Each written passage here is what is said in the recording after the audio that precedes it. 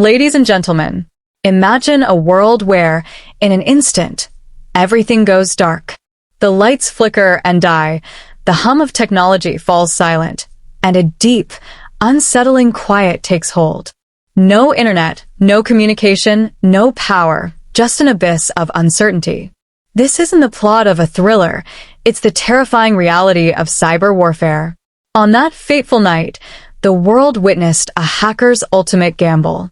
A single breach, a carefully planned infiltration, and the entire power grid crumbled. Banks froze, hospitals scrambled, transportation halted. Millions were left in the dark, both literally and figuratively. But this wasn't just an act of digital vandalism. It was a calculated strike, a statement, a warning. What drives someone to take such a risk? Was it greed? Revenge? A test of power? Whatever the motive, the consequences were undeniable. Businesses lost billions, lives were endangered, and trust in modern security shattered overnight. Governments and cybersecurity forces raced against time, hunting for the mind behind the blackout. But the damage had been done, exposing how fragile our digital world truly is. This was more than a cyberattack. It was a wake-up call. A lesson in the dangers of an interconnected world where a single keystroke can send nations into crisis. If we fail to strengthen our defenses, we leave the door open for history to repeat itself. So, as we move forward, let this be our reminder. Cybersecurity is no longer an option, it's a necessity. The next gamble may not just cost power, it may cost lives. Are we prepared? The time to act is now. We live in an era where technology is deeply woven into the fabric of our daily lives. From the moment we wake up to the time we go to bed, we are surrounded by digital systems that keep the world running. The electricity that powers our homes, the financial transactions that fuel economies, the hospitals that rely on critical data, all of it depends on networks and software. But what happens when these systems fall into the wrong hands? Cyber threats are no longer just the stuff of movies or science fiction. They are real, they are growing, and they are more dangerous than ever before. In the past, hacking was often seen as an underground activity carried out by individuals in dark rooms, targeting small systems for personal gain. But today, cybercriminals have evolved into sophisticated groups, some even backed by nations, capable of crippling entire infrastructures. Think about it. Years ago, hacking was mostly about stealing credit card numbers or breaking into emails. Now, cyberattacks can bring down banks, shut off power to entire cities, disrupt communication networks, and even manipulate elections. This shift has transformed cybercrime from an isolated nuisance into one of the biggest security threats of our time. Governments, corporations, and even individuals are at risk. We have seen ransomware attacks where hackers lock organizations out of their own data, demanding millions in exchange for access. We have seen financial systems breached, leading to billions in stolen assets. We have even seen hospitals targeted, endangering the lives of patients who rely on life support machines and digital records for their treatment. What makes this even more alarming is how accessible hacking tools have become. In the past, only a handful of experts had the knowledge and resources to launch large-scale cyberattacks. Now, with the rise of the dark web, even individuals with minimal expertise can purchase hacking software, rent botnets, and exploit vulnerabilities in global networks. The barriers to entry have crumbled, making cyber warfare a risk that every country, every business, and every individual must take seriously. And it's not just criminals who are involved. Cyber warfare is now a powerful tool used by nations to gain an advantage over their rivals. Intelligence agencies have confirmed that governments around the world are engaged in digital espionage, cyber sabotage, and even full-scale attacks against their adversaries. The lines between warfare, politics, and cybercrime have blurred, creating a dangerous landscape where a single breach could lead to global consequences. So, as we stand on the edge of this digital battlefield, one thing is clear. Cyber threats are no longer just about stolen data or online scams. They are about power, control, and the ability to destabilize entire societies. The question is not if another major attack will happen, but when. And more importantly, will we be ready? It started like any other ordinary evening. People were in their homes, watching television, preparing dinner, scrolling through their phones. Businesses were still operating, wrapping up the day's transactions, and late-night workers were just beginning their shifts. Airports had flights scheduled, hospitals had life-saving machines running, and security systems were in place to keep cities safe. The world was running as it always had, until, in a single moment, everything changed. Without warning, the lights flickered and died. Streets once buzzing with headlights turned into corridors of darkness. Traffic signals failed, leading to confusion and collisions. Subways came to a grinding halt, trapping passengers in underground tunnels. Airports plunged into chaos as communication with pilots was severed. Inside hospitals, the beeping of life support machines ceased, replaced by the frantic shouts of doctors racing to keep patients alive. This wasn't a minor power outage.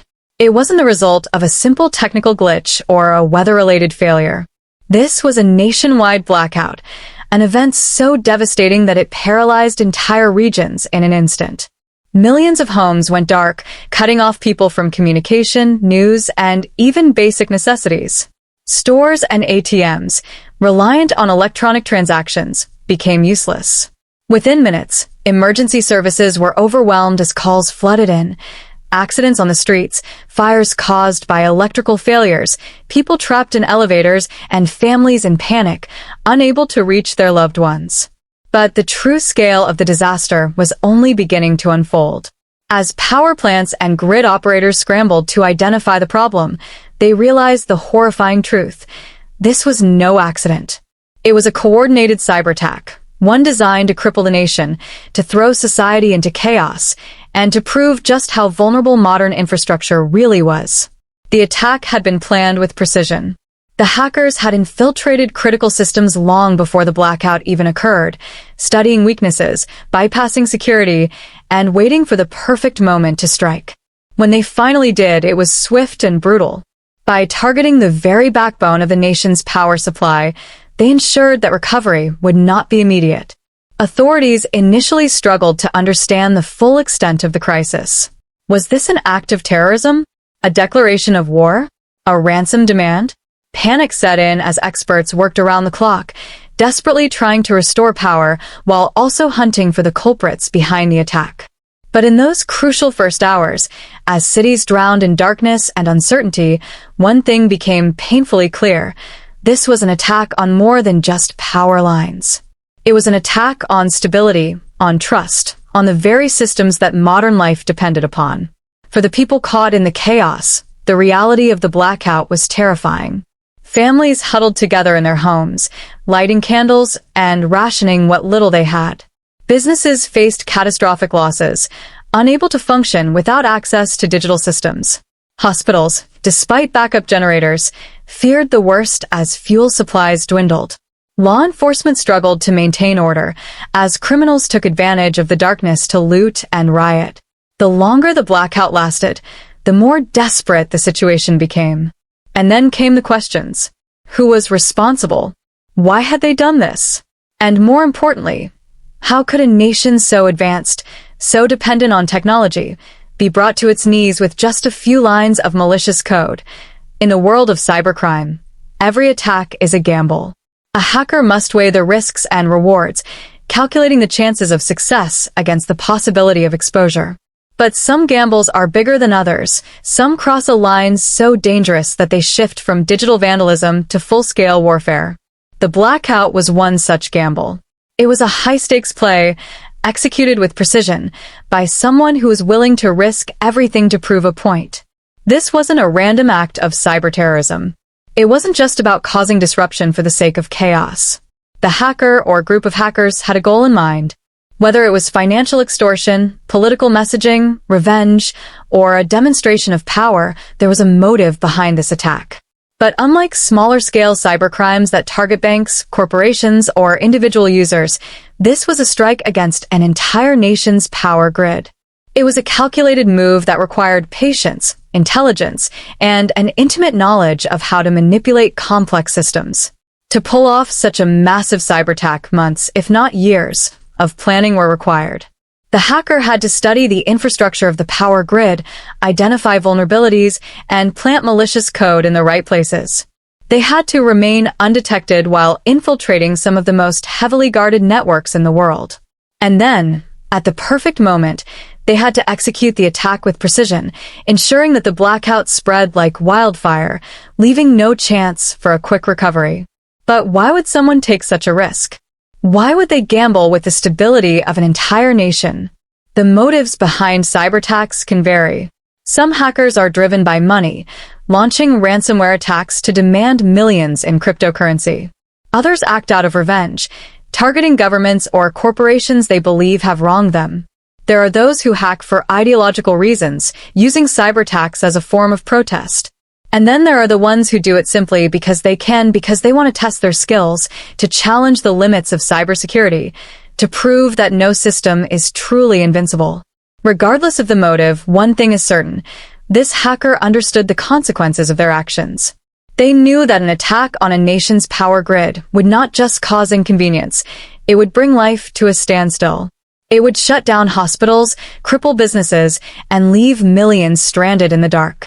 They knew that law enforcement and cybersecurity experts would hunt them relentlessly, using every resource at their disposal. Yet, they still chose to go through with it. The question is, did they anticipate the full scale of the fallout?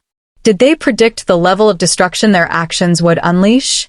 Or did they underestimate the consequences of their gamble? Cybercriminals often believe they are untouchable, hidden behind layers of encryption and anonymous networks. They operate in the shadows, using sophisticated tools to erase their digital footprints. But the reality is, no hacker is truly invisible. The more significant the attack, the more attention it attracts. And an attack of this magnitude was guaranteed to trigger an international manhunt. Perhaps the hacker believed they had the perfect escape plan, an untraceable attack, with no way for authorities to track them down. Perhaps they were working for a larger organization, protected by the resources of a rogue nation or criminal syndicate.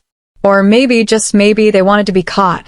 Some hackers are driven by ego, by the desire to be remembered as the one who proved that even the most secure systems can be breached. For them, the risk is part of the thrill. The gamble is what makes it worth it. But no matter what their reasoning was, one thing was certain. They had crossed a line. This was no longer just hacking. This was an act of war. And whether they planned for it or not, the world would respond. The moment the blackout struck, the world plunged into chaos. What had been a normal evening turned into a night of fear, confusion, and uncertainty. In the first few minutes, most people assumed it was just another temporary power outage, perhaps caused by a blown transformer or an overloaded grid. But as the minutes stretched into hours and the outage spread across cities, states, and even entire regions, it became clear that this was something far worse. Panic set in almost immediately. Households scrambled to find candles and flashlights, their phones quickly losing battery without any way to charge them. Refrigerators stopped running, threatening to spoil food supplies. Air conditioning systems and heating units failed, leaving people vulnerable to extreme weather conditions. Elevators stopped mid-floor, trapping terrified passengers inside. But these were just the inconveniences. The real danger was yet to come. On the streets, the loss of traffic lights led to instant gridlock. With no signals to control the flow of vehicles, intersections became scenes of confusion and, in some cases, disaster. Some drivers, unsure of what to do, hesitated in the middle of roads, while others sped through in desperation. Car accidents increased exponentially, with emergency services struggling to respond. Police sirens, once an occasional sound in the distance, became constant as officers tried to maintain order. Public transportation ground to a halt. Subway systems, reliant on electricity, stranded thousands of commuters in dark, unmoving train cars. Airports, suddenly without radar and navigation systems, had no choice but to cancel flights, leaving travelers stranded in terminals filled with frustrated, frightened passengers. Planes that were already in the air had to rely on backup communications to land safely, but even then, the risks were extreme. Then came the economic impact.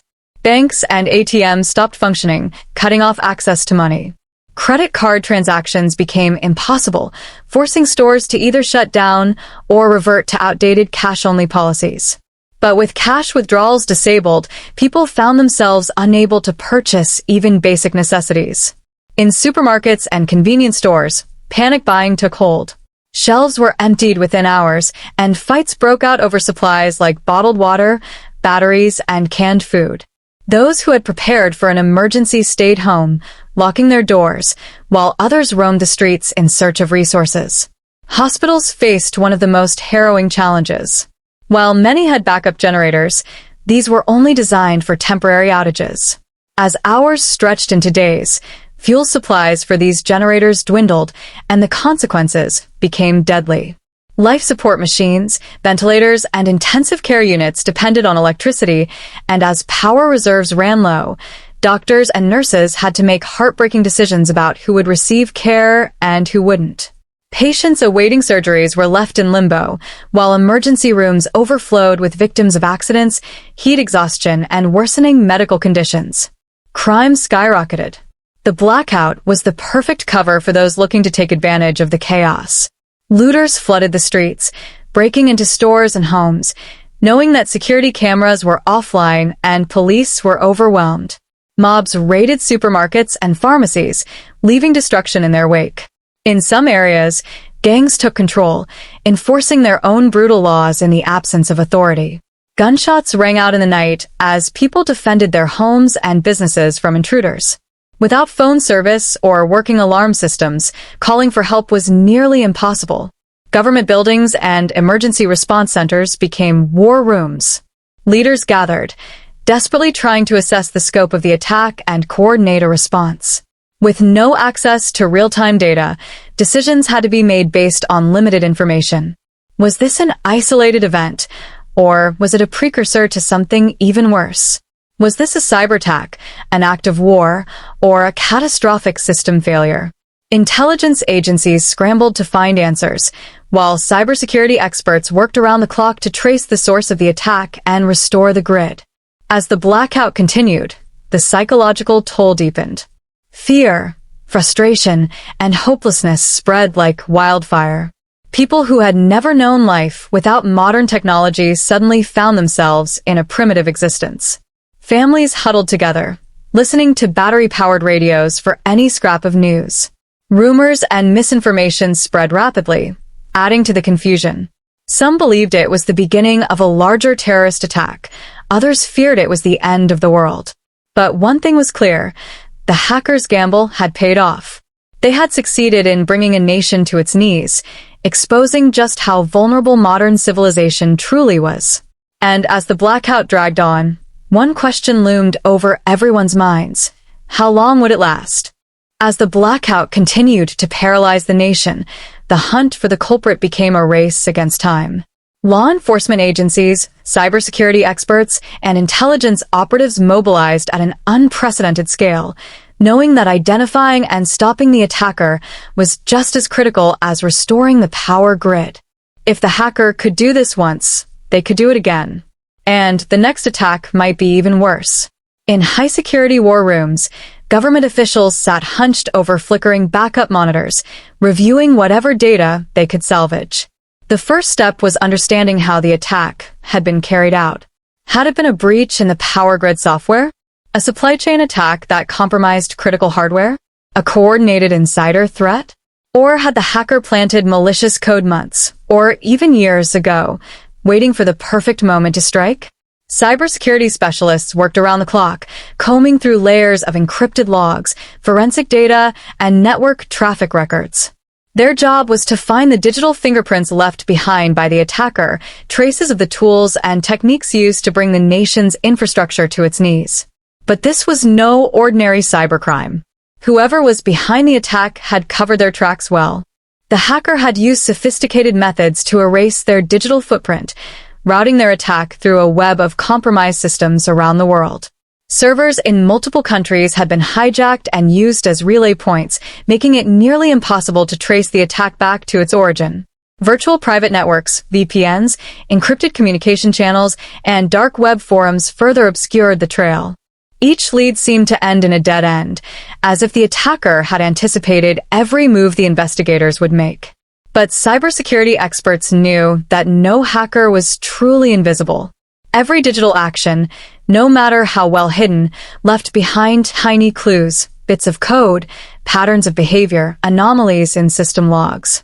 A misconfigured proxy server, a reused encryption key, a slight deviation in coding style. Any one of these could be the breadcrumb that led to the hacker's identity. And so, they kept digging, knowing that patience and precision were their greatest weapons. Meanwhile, intelligence agencies turned their attention to motive. Who stood to gain from this attack? Was this the work of an individual, a rogue hacker seeking notoriety? Or was it the act of a criminal organization looking for financial gain? Could it be a rival nation, testing the vulnerability of a global superpower? The geopolitical implications were enormous. If this was an act of cyber warfare, retaliation could be on the table. As investigators worked, law enforcement agencies conducted raids on known hacker groups, hoping to shake loose information. Dark web informants were activated, their handlers feeding them carefully crafted questions to lure the perpetrator into revealing themselves. Hacktivist communities were monitored, as some took to online forums to claim responsibility, though most were frauds, seeking attention rather than possessing any real connection to the attack. Then came the ransom note. A message appeared on a hidden server, accessible only through encrypted channels. It was short, direct, and chilling. You have seen your weakness. Now you will listen.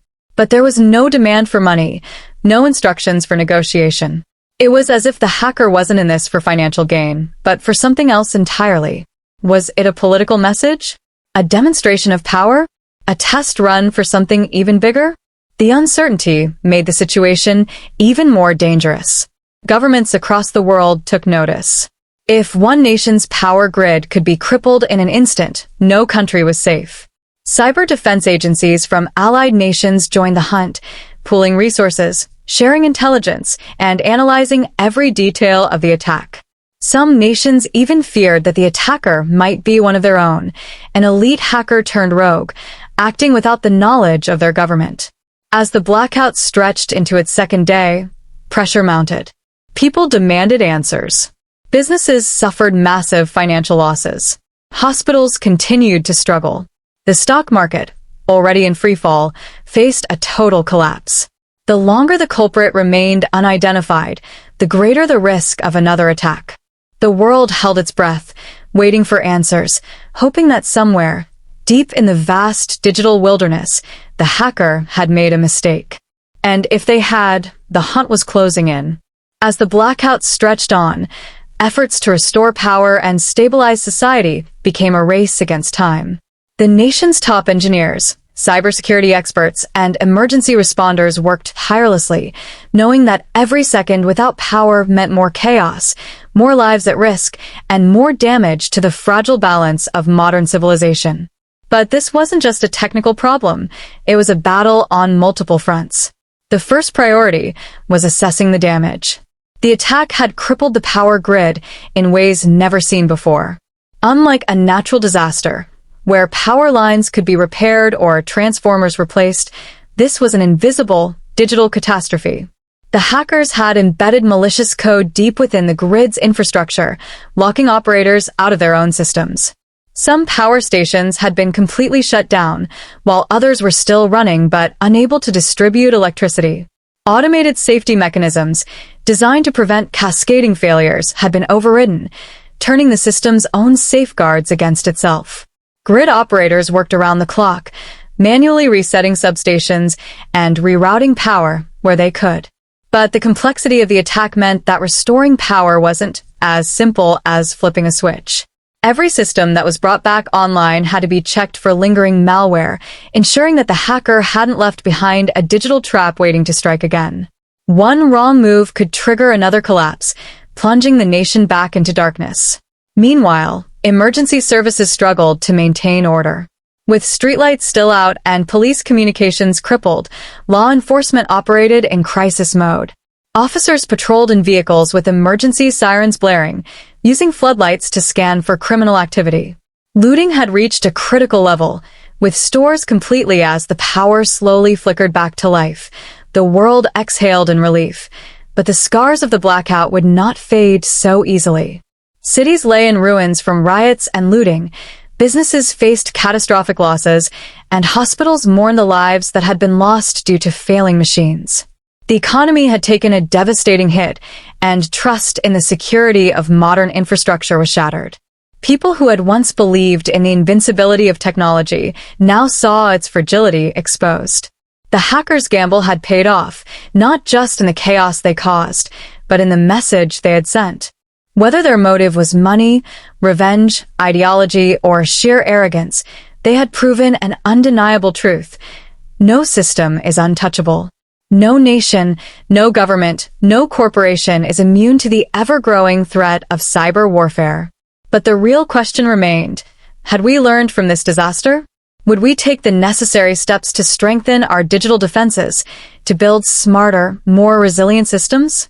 Or would we fall back into complacency, waiting for the next attack to remind us of our vulnerability? The blackout was over, but the war in cyberspace had only just begun.